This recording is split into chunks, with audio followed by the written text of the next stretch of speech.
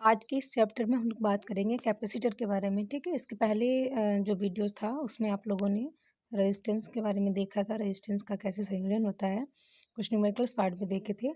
तो आज जो हम लोग का नेक्स्ट टॉपिक है वो है संधारित्र यानी कैपेसिटर के बारे में जानना है हम लोगों को। तो चलिए शुरू कर देते हैं।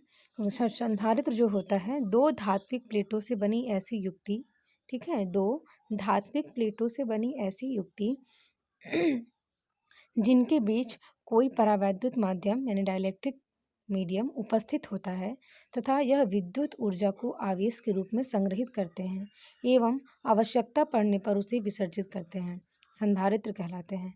संधारित्र के इसी आवेश को संग्रहित करने के गुण को उसकी धारिता कहते हैं। ठीक है, याद रखिएगा धारिता किसे कहते हैं। संधारित्र के इसी आवेश को संग्रहित करने के गुण को उसकी धारिता कहते हैं। ठीक है, यह जो विद्युत ऊर्जा को आवेश के रूप में संग्रहित करता है, जो कैपेसिटर होता है वो क्या करता है, यह विद्युत ऊर्जा को आवेश के रूप में संग्रहित करता है एवं आवश्यकता पड़ने पर उसे विसर्जित करते हैं। ठीक है, संधारित्र कहलाते हैं। संधारित्र के इसी आवेश को संग्रहित करने के गुण को उसकी धारिता कहते हैं। इसे कैपिटल सी से रिप्रेजेंट करते हैं यानी प्रदर्शित करते हैं तथा इसका मात्रक जो होता है वो फैरड होता है। फैरड धारिता की बहुत बड़ी इकाई है तथा सामान्यतः संधारित्र की धारिताएं माइक्रोफैरड, नैनोफैरड या पिकोफैरड में होती हैं। नीचे आप लोग को एक चित्र दिखाया गया है, इसमें देखिए एक जो मेटेलिक पार्ट है जो डार्क पेन में होगा वो मेटेलिक पार्ट है आप लोग का। ठीक है, ये लीड से जोड़ा गया है और बीच में जो क्रिस क्रॉस करके जो स्केचिंग की गई है वो है डाइलेक्ट्रिक मीडियम। ठीक है, जो सिंबल होता है कैपेसिटर का कुछ इस प्रकार से होता है, बीच में दो प्लेट का सिंबल दिखाया जाता है। ठीक, ये सिंबल ऑफ कैपेसिटर होता है और स्ट्रक्चर ऑफ कैपेसिटर होता है। संधारित्र की धारिता हम लोग ज्ञात करते हैं C=Q/V फॉर्मूले से। इसका मात्रक फैरड होता है एवं संचित ऊर्जा जो होती है U=12CV² जूल में। ठीक है, संधारित्र की धारिता को प्रभावित करने वाले जो कारक होते हैं उसको हम लोग देख लेते हैं। Factor affecting capacitance of capacitor. चूँकि संधारित्र की जो धारिता होती है C=εA/D होती है। ठीक है, जो परावैद्युत माध्यम होता है वो क्या होता है, इप्सिलॉन होता है। जहाँ इप्सिलॉन क्या होती है, माध्यम की वैद्युतशीलता होती है जिसको बोलते हैं परमिटिविटी। परमिटिविटी बोलते हैं हिंदी में, इसको वैद्युतशीलता बोलते हैं। ए जो है यहाँ पे ए बराबर है एरिया ऑफ ईच प्लेट। ठीक है, हर प्लेट का एरिया। D=2 है डिस्टेंस बिटवीन प्लेट्स तथा ई बराबर इप्सिलॉन बराबर ई बराबर क्या होगा, epsilon naught into epsilon r. ठीक है, जो इप्सिलॉन नॉट होता है उसको कहते हैं निर्वात की वैद्युतशीलता। इसका मान होता है 8.85 इंटू 10⁻12 फैरड प्रति मीटर। और जो इप्सिलॉन आर होता है, ई आर जो बराबर दिखा है वो है सापेक्ष वैद्युतशीलता। ई आर बराबर जो होता है 1 होता है एयर के लिए, इसका मान जो होता है 1 होता है फॉर एयर के लिए, हवा में। अतः संधारित्र की जो धारिता होती है निम्न कारकों पर निर्भर करती है। पहला होता है प्लेटों के क्षेत्रफल पर। संधारित्र की जो धारिता होती है प्लेटों के क्षेत्रफल पर निर्भर करती है। धारिता समझ रहे हैं आप लोग ना। देखिए यहाँ पे इसीलिए पहले हमने कहा था कि संधारित्र की जो धारिता होती है वो क्या होती है कि आवेश को संग्रहित करने का जो गुण होता है, आवेश को संग्रहित करने का जो गुण होता है उसे धारिता कहते हैं। यहाँ पे हम बात कर रहे हैं कि संधारित्र की धारिता जो होती है यानी आवेश को संग्रहित करने की जो गुण होती है किसी कैपेसिटर के अंदर, वो क्या होती है, प्लेटों के क्षेत्रफल पर निर्भर करती है तथा उसके समानुपाती होती है। प्लेटों के क्षेत्रफल पर निर्भर करती है तथा उसके समानुपाती होती है। ठीक है, C प्रोपोर्शनल टू A, यानी जो संधारित्र की धारिता होगी वो एरिया पर डिपेंड करेगी। एरिया जितना बढ़ेगा उसकी धारिता उतना ही बढ़ेगी, कम होगा इस धारिता उतना ही कम होगी। प्लेटों के बीच, दूसरा है प्लेटों के बीच की दूरी। संधारित्र की धारिता जो होती है उसके प्लेटों के बीच की दूरी पर भी निर्भर करती है एवं उसके व्युत्क्रमानुपाती होती है। ठीक है, संधारित्र की जो धारिता होती है उसकी प्लेटों के बीच की दूरी पर निर्भर करती है। अगर डिस्टेंस बहुत ज़्यादा है तो धारिता क्या हो जाएगी, बहुत कम हो जाएगी।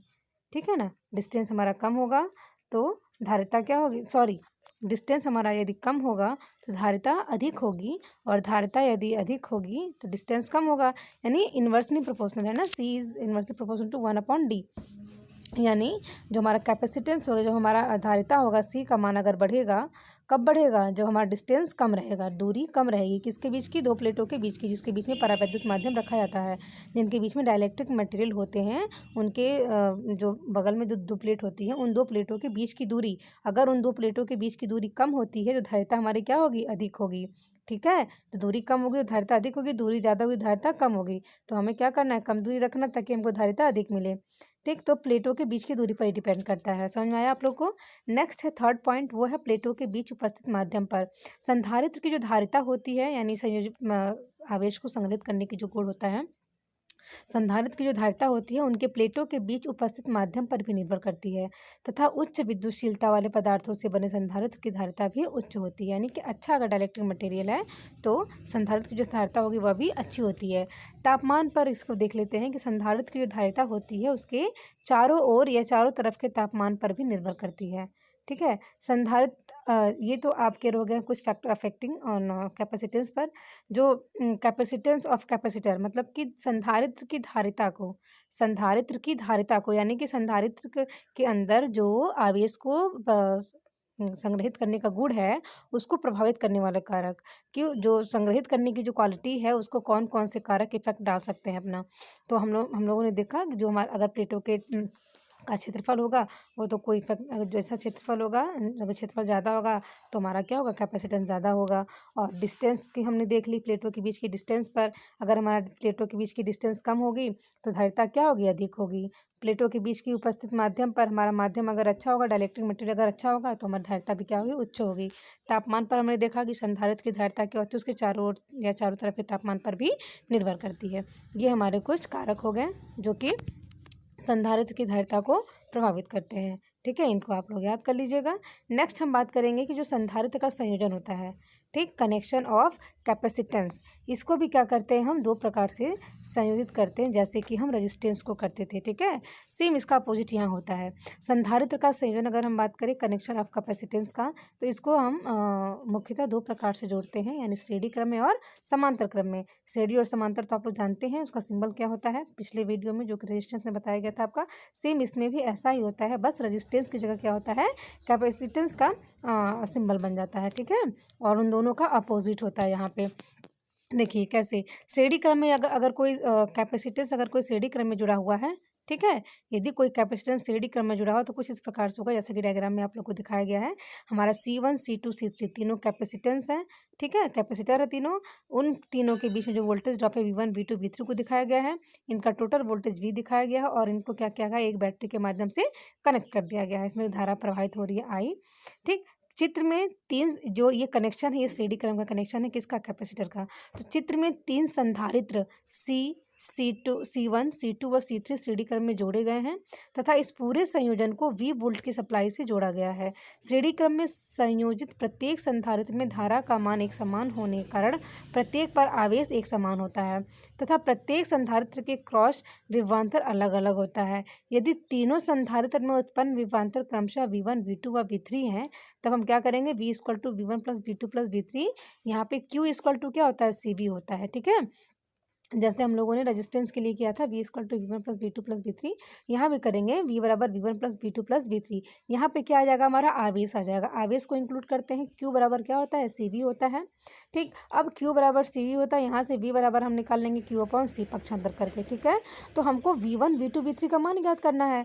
ठीक है, तो V1 में कितना हमारा आवेश ड्रॉप हो रहा है, यानी V1 में अगर हम निकालेंगे V1 बराबर क्या करेंगे, Q1/C1। ठीक है, Q/C1 कर लेंगे और V2 में Q/C2 और V3 में Q/C3। इस तरीके से करके इक्विवेलेंट निकाल लेंगे हम C इक्विवेलेंट का। ठीक है, टोटल कैपेसिटेंस कितना, मतलब सीरीज अगर कोई कैपेसिटर सीरीज में कनेक्टेड है तो उनका टोटल कैपेसिटेंस अगर हमको निकालना होगा तो इस फॉर्मूले का यूज़ करके हम निकालेंगे। ठीक है, अब देखिए इसमें जो आवेश हमारा आया है, जैसा कि आप लोगों से बताया गया है कि जो हमारा श्रेणी क्रम में संयोजित प्रत्येक संधारित्र में जो होता है धारा का मान एक समान होता है। जैसे कि रेजिस्टेंस में था, उसमें क्या था कि रेजिस्टेंस में अगर सीरीज में कोई रेजिस्टेंस जुड़ा हुआ है तो उस प्रत्येक रेजिस्टेंस में करंट का मान क्या होगा, समान फ्लो होगा। ठीक है, प्रत्येक पर आवेश भी एक समान फ्लो होगा।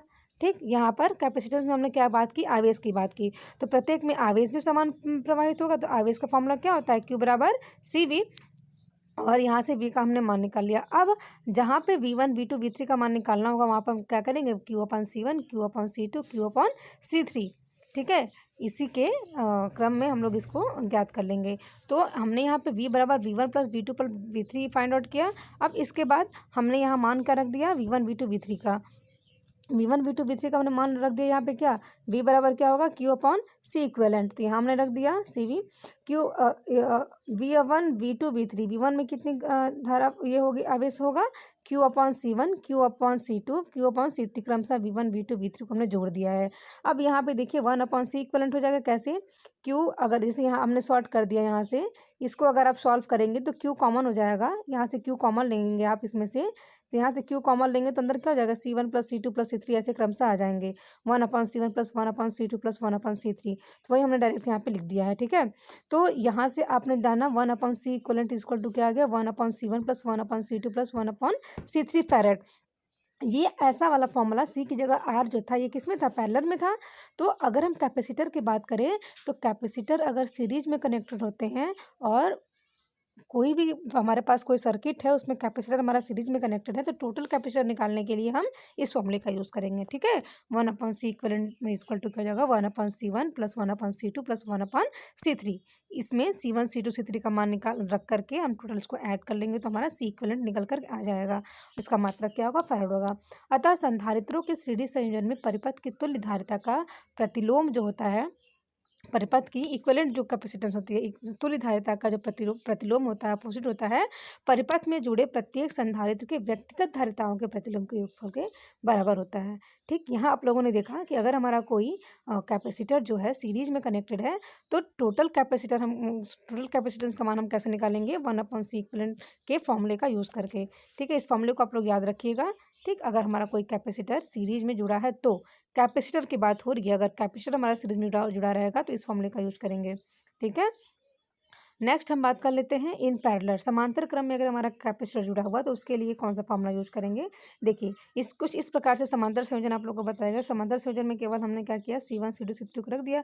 अब इसमें करंट क्या होगा, अलग अलग फ्लो होगा। जब करंट अलग अलग फ्लो होगा तो इसमें हमने किसकी बात की है, आवेश की बात की। तो तीनों में आवेश क्या होगा, अलग अलग। तीनों में आवेश जो होगा हमारा, इसमें भी देख लेते हैं क्या है। चित्र में 3 संधारित्र के समांतर संयोजन को प्रदर्शित किया गया है, जिसमें सभी संधारित्र के प्रारंभिक सिरों को एक बिंदु से तथा अंतिम सिरों को दूसरे बिंदु से संयोजित किया गया है। इस पूरे संयोजन को V वोल्ट की सप्लाई वोल्टेज से जोड़ने पर संधारित्रों में धारा क्रमशः I1 I2 एवं I3 है एवं इस पर एकत्रित आवेश जो है क्रमशः Q1 Q2 और Q3 है एवं परिपथ की कुल धारा I तथा पूरे संधारित्र की तुल्य धारिता C इक्विवेलेंट है। अगर हम धारा निकालें, धारा I बराबर I1 plus I2 plus I3। ठीक है, ये जो आपका संयोजन दिखाया गया है, यहाँ पे समांतर क्रम संयोजन दिखाया गया है कैपेसिटर का। यहाँ पर हम I बराबर क्या लिखेंगे, I1 plus I2 plus I3। यहाँ पर I बराबर क्या होता है, Q/T एक फॉर्मूला होता है। शुरू में आप लोग को बताया गया था कि I का एक फॉर्मूला क्या होता है, Q/T। तो यहीं पर हमने I के उस फॉर्मूले का यूज किया है आवेश के फॉर्म में, Q/T का। तो Q/T इक्वल टू क्या हो जाएगा, I1 के लिए Q1/T प्लस I2 के लिए Q2/T प्लस I3 के लिए Q3/T। इस प्रकार से फॉर्मूले का यूज़ करके हम यहाँ पे Q इक्वल टू निकाल लेंगे, Q1 plus Q2 plus Q3। ठीक है, यहाँ हमारा मान क्या आ जाएगा, Q equal to Q1 plus Q2 plus Q3 हमारा मान आ जाएगा। इसको सॉल्व करेंगे तो हम जानते हैं कि Q बराबर होता है CV और C इक्वलेंट बराबर क्या हो जाएगा, तब Q बराबर क्या होता है, CV।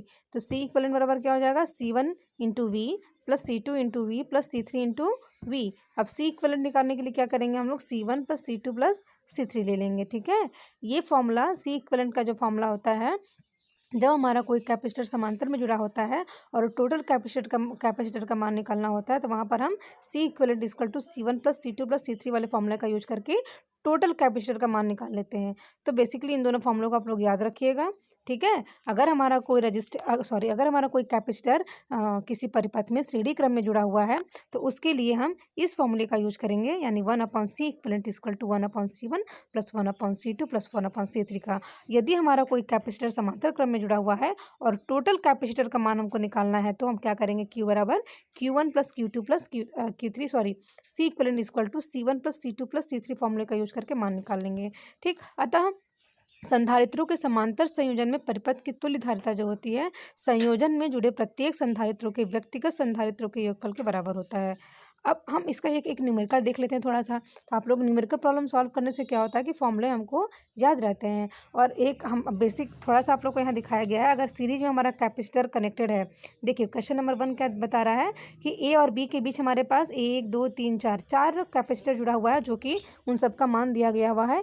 C1 C2 C3 C4 का मान क्रमशः दिया हुआ है। 2 फैरड, फिर 2 फैरड, फिर 4 फैरड और 4 फैरड। इसका सी इक्विवेलेंट निकालना है। सिंपल सा फॉर्मूला यूज हो जाएगा। यहाँ पे सामने दिख रहा है कि सीरीज में कनेक्टेड, और सीरीज में जो कनेक्टेड होता है कैपेसिटर, तो उसके लिए फॉर्मूला हमारा क्या होता है, C equivalent is equal to 1/C1 plus 1/C2 plus 1/C3 plus 1/C4। इसमें क्या करेंगे, C1 C2 C3 C4 का मान निकाल लेंगे, मान रख देंगे, इसको सॉल्व कर लेंगे तो हमारा क्या आ जाएगा, CAB इक्वल टू 1.5 फैरड। यानी कि इस सर्किट में जो हमारा टोटल कैपेसिटेंस का मान है वह है 1.5 फैरड है। ठीक है, सीरीज में जुड़ा है। तो अब अगर पैरेलल में हमारा कोई कनेक्टेड है कैपेसिटर, उसके लिए हम क्या करेंगे, देखिए चारों का मान यहाँ दिया हुआ है, तो सी इक्वलेंट निकाल लेंगे। सिंपल फॉर्मूला उसमें होता है C1 plus C2 plus C3 plus C4। ठीक, तो CAB इक्वल टू क्या हो जाएगा, 11 फैरड हो जाएगा। ठीक है, तो ये आपका कैपेसिटर का फॉर्मूला अप्लाई करेंगे अगर समांतर क्रम में कोई हमारा कैपेसिटर किसी सर्किट में जुड़ा हुआ है। तो आपके सामने एक और एक यहाँ पे दिया गया है, इसको आप लोग सॉल्व कीजिएगा। अगर कोई प्रॉब्लम हो जरूर पूछ लीजिएगा इसमें। और आपके बुक्स में जो भी न्यूमेरिकल दिए हैं उसको लगाने की कोशिश कीजिएगा, प्रॉब्लम्स बताइएगा जो भी प्रॉब्लम होंगी। और आज आप लोग जो है इस पूरे जो आज कैपेसिटर आप लोग पढ़े हैं, इसको अच्छे से पढ़ लीजिएगा, रिवीजन कर लीजिएगा। और जो ये डेरिवेशन दिखाया गया है आप लोगों का समांतर क्रम और श्रेणी क्रम का, उसको भी अच्छे से आप लोग रिवीजन कर लीजिएगा। ठीक है, आज के इस लेक्चर में हम लोग यहीं पे इस लेक्चर को एंड करते हैं। अगले टॉपिक के साथ हम लोग दूसरा वीडियो शुरू करेंगे।